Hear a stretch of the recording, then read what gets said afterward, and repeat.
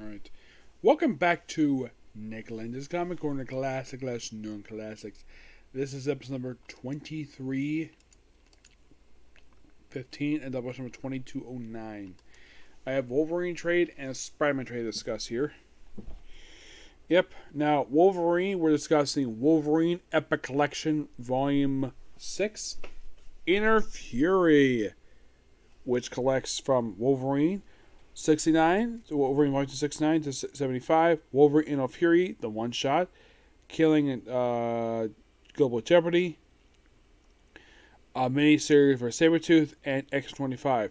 Why is X-25 here? Because basically it ties to an issue for a crossover called Fatal Attractions. It comes right before issue 75 of this book. It's part of Fatal Attractions crossover. This book covers the Wolverine book from the years of May of 1983, and it wraps up in November 1983. Now, your writer for this book is, well, the main issue is done by Larry Hama. This one shot is done by D.G. Chester. Also writing here by Peter David Famous and John Nay Reber. Art by Bill Sienkiewicz, Dwayne Turner, Jen Fern, Kent Williams, Mark Textra, who I think is the main two artists. Richard Howell, Andy Kubert, Adam Kubert, Michael Barr, and Steve Bush. Inner Fury, it's just a one-shot with this weird, bizarre artwork. It's just a random one-shot that just happens to feature Wolverine. I'm not the biggest fan of the artwork. I like the Wolverine design here, but not a fan of the artwork here. It just basically Wolverine deal with something. I don't remember what it was. Bill was but the one shot. And I move on to the main issue as a whole. Like, basically, Wolverine issue 6 goes to Savage Land. Yep, he's here with Rogue and Jubilee. Well, they're here to fight dinosaurs and Chiron. Yep.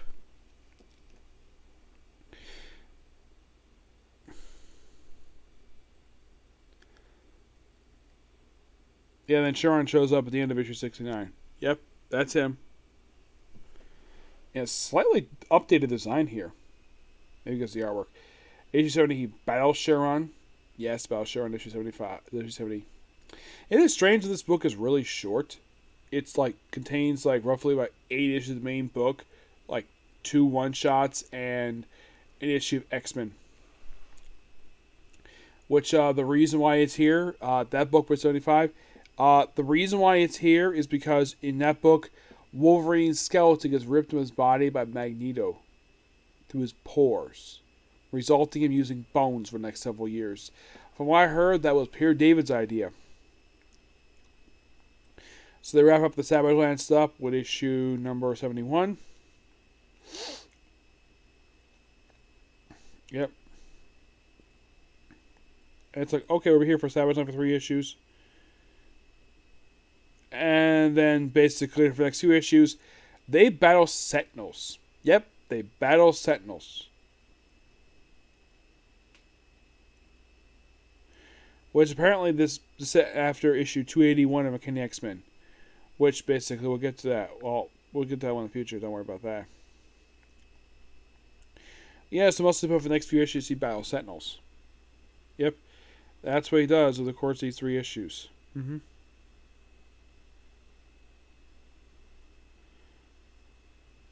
I think it's just 2 issues. Let me check here. I think it's just 2. Yeah, just 3 issues here. Fighting Valiant Sentinels. And then we have another one-shot. Yep, another one. This one is Wolverine Killing. This one, not fan of the artwork. This one is more... It's actually worse than the first one. Yeah, that is apparently supposed to be Wolverine in this artwork. Yes, this artwork is done by Kent Williams. This artwork looks very childish, somewhat. The backgrounds look really good, but Wolverine looks terrible in this artwork. It's just Wolverine, just another adventure of Wolverine outside of the main book.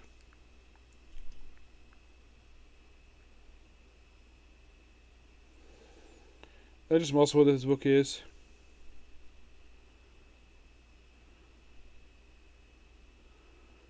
Yeah, then pretty much like, I think after this is either a one shot or it's a 70 miniseries because. Okay, next is the Sabertooth miniseries. This one is just basically, of course, this one has much better artwork. Oh my gosh, the artwork in this book is so much better. Book where Larry Hamill, this is by Mark Textra. And wow, look at that artwork. I really enjoy Mark Textra's artwork. Yeah, just solo adventure for Sabretooth.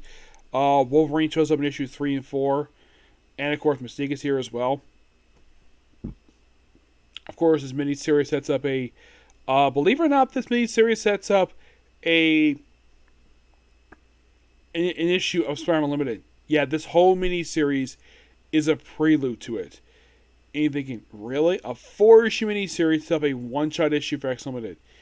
Yeah, because Marvel basically was pushing that. So, and by the way, X Limited, that produced 65 issues over the course of like several months. This was monthly compared to Spider-Man Unlimited, which that was a quarterly series. Well, X-Men Limited, that was released. I think it was released monthly. Yes. Then we have the Global Jeopardy one shot. Yeah, this is basically a promotion for the World Wildlife Fund. Yes. The other WWF, the one basically accused WWE for using initials overseas. Appearances by Zabu, Kazar, Submariner, and China She-Devil. Yep, the whole point of this issue is just a promotion for World Wildlife Fund. My only guess is the reason they included in here. Because it came out at the time. And then we have issue 75, which has Wolverine's pores, his anatomy removing his pores. Issue 75 of his book is the immediate aftermath, and showing the fact he has debut his claw bones, which you would have for almost 100 issues of a series. Lasted for almost 10 years. He had this. This was a new idea they had for him, and that's it for the book. The book itself was still good. I give this book roughly give it a 9.5 out of 10.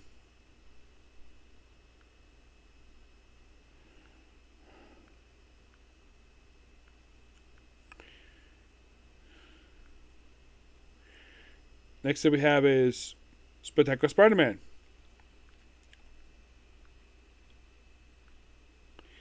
Yep, we have Masterworks Spectacular Spider-Man Volume 3, which contains issues 32 to 42 of the book.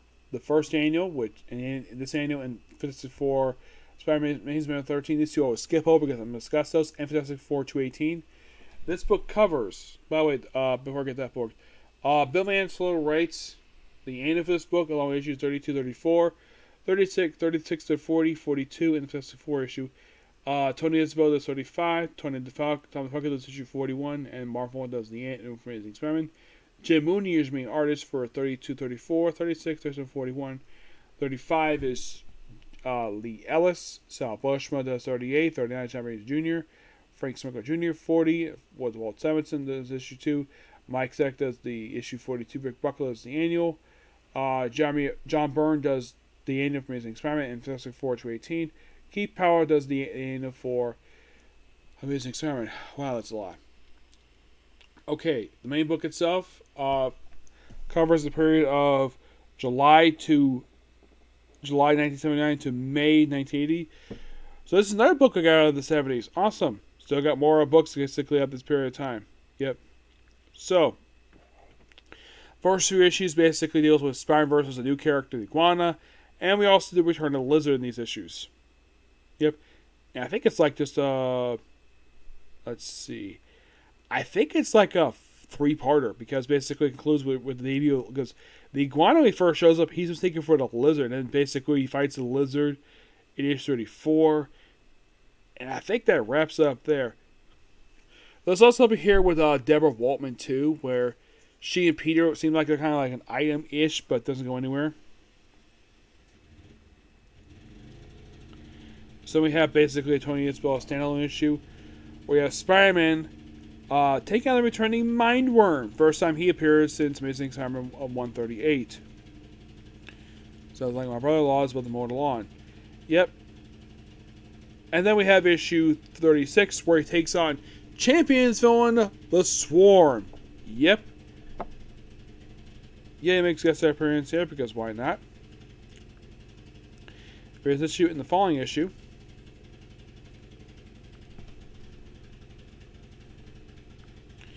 Yep. I always enjoy when Swarm shows up. He's a cool character.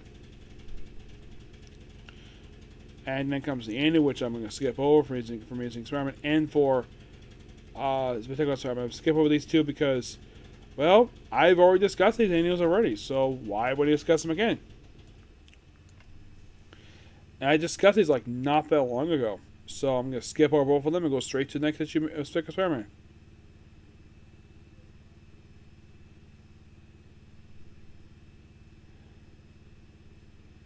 Which has basically returned of Michael Morbius for a couple issues.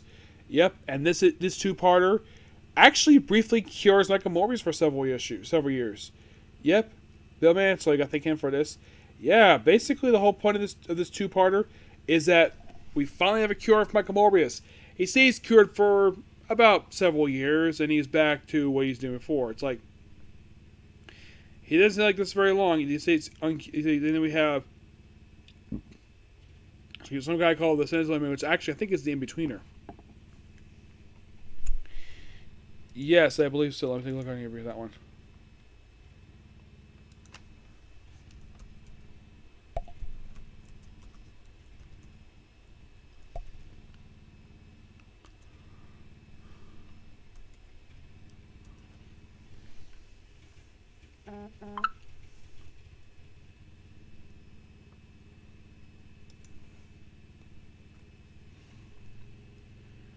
Okay, since I thought he was in between, he looks like him, but he really isn't. He made his debut in issue 36.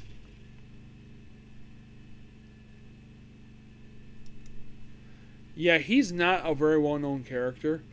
He appears basically for a few issues from like issues 36, 39, and he appears in issues from Unlimited and X-Men Legacy 275, and that's it for him. Yep.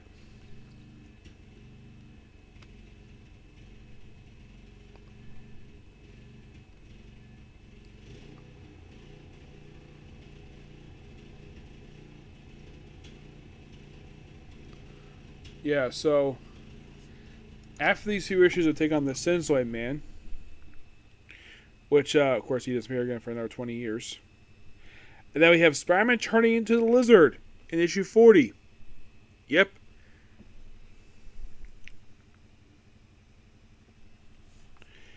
Yeah, he turns into the Lizard, though he gets cured by the end of this issue. But at the end of the issue, we have debut of the brand new Frightful Four. What the members are, well, of course we have the Wizard and Trapster and Sandman, but they're joined, then there is a place of being Electro, who actually appears for a brief period of time in this book. And then we have Spider-Man joining forces with Giant Man to take on the Loader. The frickin' Loader. This guy.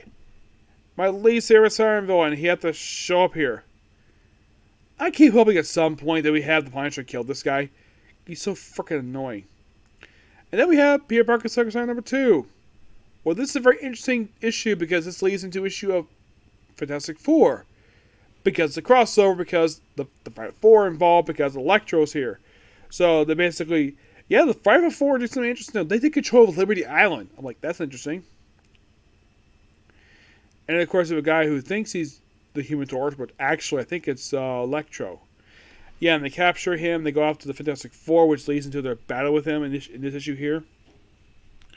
But by the end of the issue, the Fantastic Four easily, and of course the Raptors easily just, like, then we have this funny bit here while the Wizard is being taken care of by Reed Richards. We have the Thing, Sue Richards, and Johnny Storm just easily just defeat the Trapster.